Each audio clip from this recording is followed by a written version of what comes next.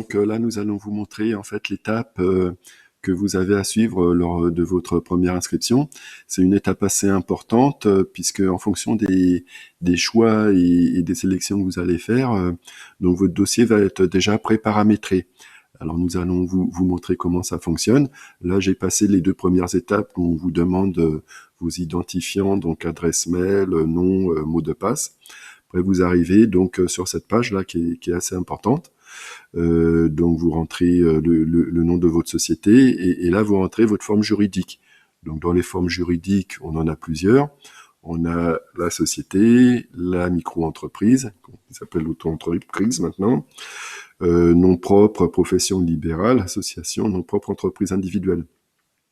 Donc c'est assez important de choisir donc la bonne forme juridique dans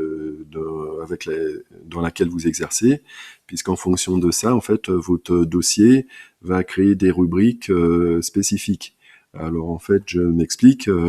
Pour les experts comptables notamment, si vous êtes en société, les associés ont ce qui s'appelle un compte courant d'associés, alors que si vous êtes en nom propre, ça s'appelle un compte de l'exploitant.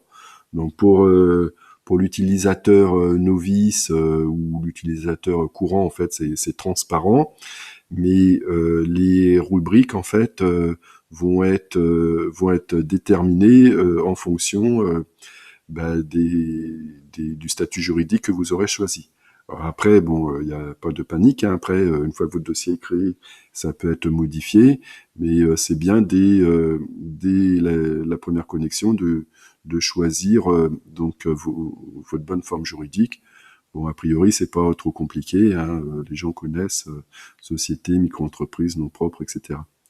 Après, également, vous allez pouvoir déterminer votre activité. Donc, dans les activités, on a créé les activités commerciales, achat-vente, prestation de services, production, fabrication, location de logement, SI, location meublée professionnelle, non professionnelle, le bâtiment, la restauration, les professions libérales, les activités mixtes. Donc là, c'est pareil, c'est assez important puisque en fonction de l'activité que vous allez sélectionner, vous allez avoir des rubriques spécifiques à votre activité qui vont être sélectionnées. Donc ça va vous permettre d'avoir un plan comptable allégé et qui va correspondre exactement à votre activité. Par exemple, une activité de location de logement, on aura en recette la rubrique ou la catégorie loyer.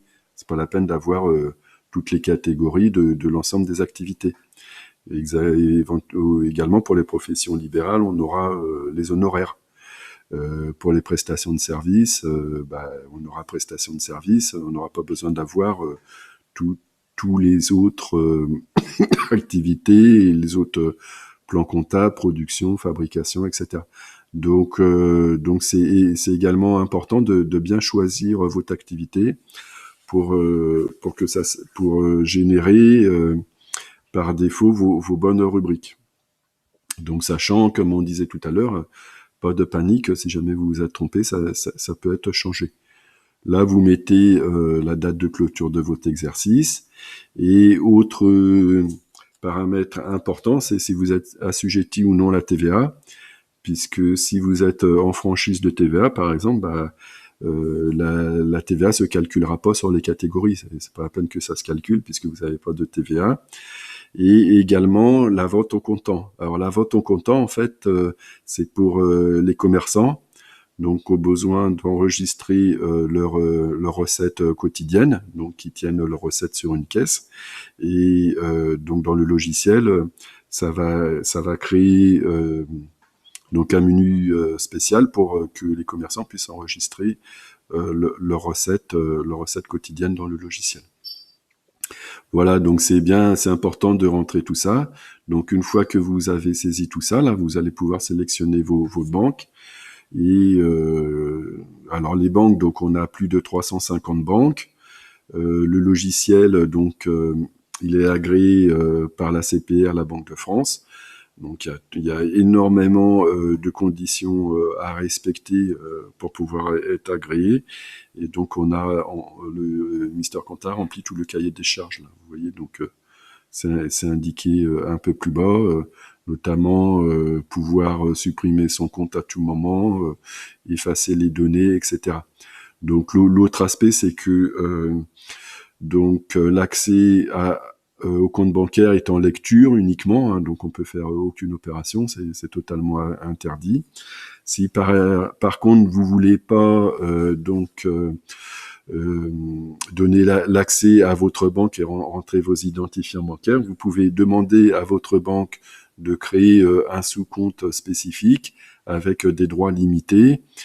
Et donc, comme ça, en fait, on pourra accéder à votre compte, mais avec uniquement lecture, avec des droits extrêmement réduits.